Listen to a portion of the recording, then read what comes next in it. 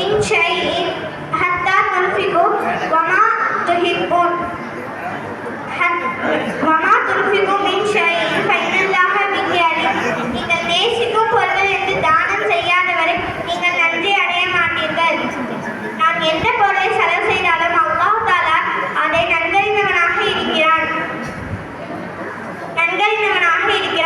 இந்த உலகத்தில் மனிதன் நேசிக்கக்கூடிய முக்கியமானவைகளில் முதலாவது செல்வம்தான். எனவே இந்த செல்வத்தின் அல்லாஹ்வின் பாதையில்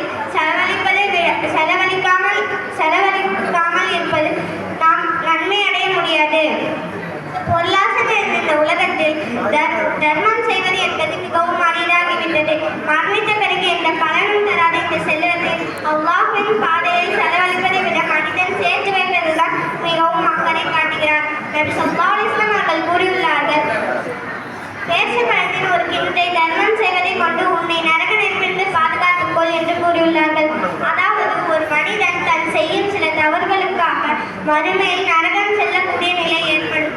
அப்போது அவன் தன்னை நரகை விட்டு காத்துக்கொள்ள தர்மம் ஒரு துணை சாதகமாக அல்லாஹ் ஆக்கியிருக்கிறான்.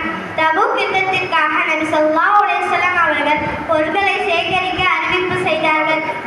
ஒவ்வொரு முறையும் அபூபக்கர் ரலியல்லாஹு அன்ஹு அவர்கள் தன்னிடம் உள்ள அனைத்தையும் அல்லாஹ்வின் பாதையில் செலவழிப்பது வழக்கமான ஒன்று.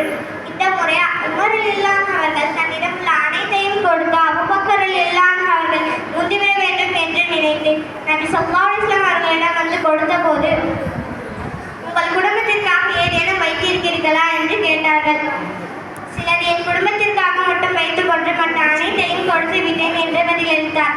அபூபக்கர் ரலியல்லாஹு அன்ஹு அவர்கள் வந்து நபி ஸல்லல்லாஹு அலைஹி வஸல்லம் அவர்களிடம் வந்து கொடுத்த போது உமர் ரலியல்லாஹு அன்ஹு அவர்களிடம் கேட்ட அதே